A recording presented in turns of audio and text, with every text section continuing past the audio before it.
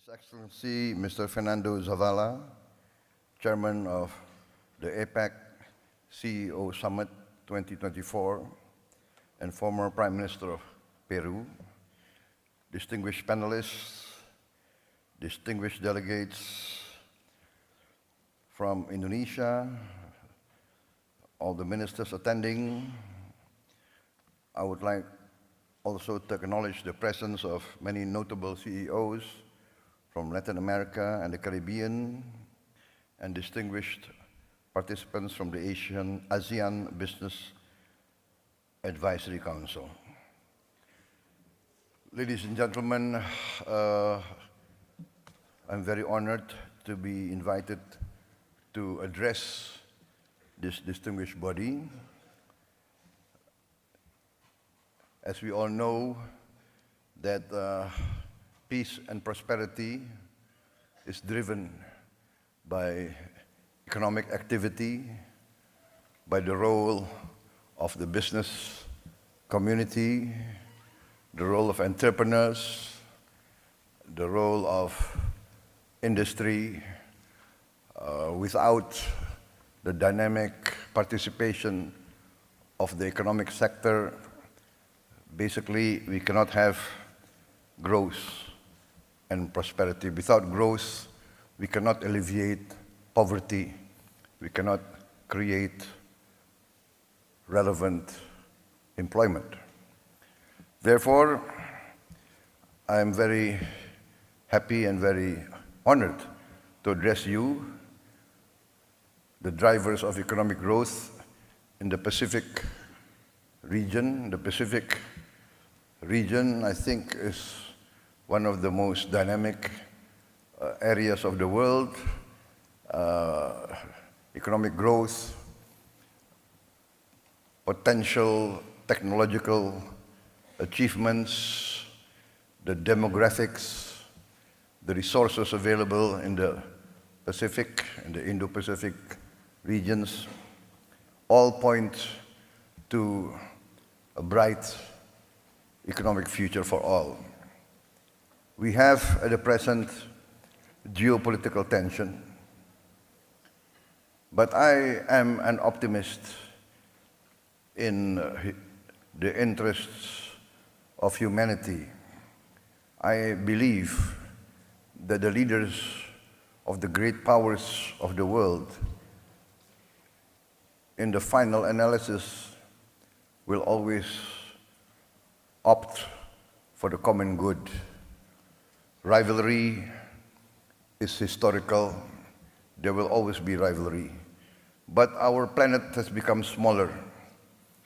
We are now in a planet full of technological breakthroughs. The tremendous breakthroughs in technology demands that leaders be more wise, be more patient, be more accommodating, because the power of technology can bring significant progress to human life, but the power of technology can also destroy human life very fast. Therefore, I always choose the path of collaboration, engagement, communication, negotiation. Yes, we have to uphold and live by common laws, by international rules, but we must also have common understanding of everybody's interests. I come from a country now, Indonesia, one of the largest countries in the world, fourth largest population. Our territory from west to east is nearly the length of Europe. Europe has 27 countries or more. We are one country. We have our significant challenges, but we are blessed with abundant resources, significant territory, land and water. We have the fortune of being able to, in a few years, be completely self-sufficient in energy, self-sufficient in green energy. We will be perhaps one of the few countries that can achieve 100% renewable energy within a few years. We can replace fossil fuel by renewables. We have the largest geothermal potential. I think 60% of the world geothermal energy potential is in Indonesia.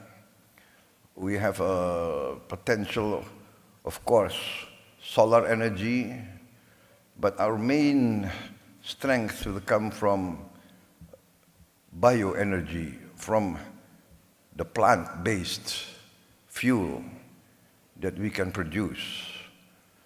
We will be, I think, together with Brazil and maybe with the Congo DRC, we have the potential to produce fuel from plants, and this, I think, will create a lot of opportunities because we will save a lot on foreign exchange. The funds will circulate within our own economy. We also are blessed with critical minerals and other vital resources for modern life. And also I've been discussing with Peru, the Peruvian government. I think we have complementary resources for the future. We have managed to have a prudent economical and fiscal policies in the last years. We managed to maintain growth even after the COVID. Our growth now is about 5%, higher than the global average. Our inflation is at 2%. We have challenges. We still have, I would say, we still have poverty at a large scale, large level, which I'm determined to bring down. And we do have a significant percentage of our children malnourished. I'm also determined to address these problems head on. Ladies and gentlemen, I am a firm believer in the role of private business. Before I entered government, I was also a businessman, an entrepreneur, so I do understand from both sides the concerns, the challenges faced by private business. I think private business wants certainty of the legal system.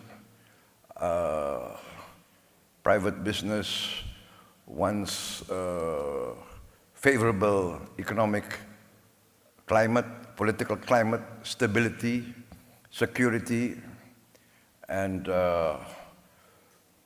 good conditions, favorable incentives, and this we are addressing. We have liberalized our laws. We open the health sector for foreign health companies. We are opening our education sector. We invite foreign universities to open campuses. We are inviting foreign hospitals to open their branches in Indonesia. We are going forward with more incentives. We have created several special economic zones, and we will create more of these special economic zones in order to invite the modern and advanced leading-edge technology, especially as the traditional economy. For instance, we are very bullish on our maritime industry, fisheries. I think we are now 3/4 of our national territory is water. We have tremendous potential for, let us say, a well-planned fishery program, aqua farming, and a lot of processing industries. We are determined to industrialize by downstreaming our resources, processing our resources. We have 26 commodities which we are determined to have a processing industry. We calculate that we need investment of around $600 billion, and we invite foreign participants to come in and take part in this. And many of the companies have been involved in our economy for many, many years. We are also pushing for more exploration of oil and gas and other minerals. So, ladies and gentlemen, Indonesia is open for more business. I'm determined to protect all investments, to give favorable economic conditions, and to be involved in the major economic organizations of the world, and to work together with all of you to create mutual prosperity. I believe that prosperity can only come from peace. Peace comes from understanding. Understanding comes from engagement and negotiation. So I'm very happy to attend this APEC summit, to renew contacts, to introduce myself, to introduce my country, and to invite cooperation between all of you, the private sector of the Pacific Basin, the Pacific world, and together to achieve prosperity. Prosperity, in the end, I would say, guarantees peace and stability. Ladies and gentlemen, I think that concludes my remarks. And once again, thank you for inviting me, and I wish this APEC summit, this APEC CEO summit also to be very successful. Thank you very much.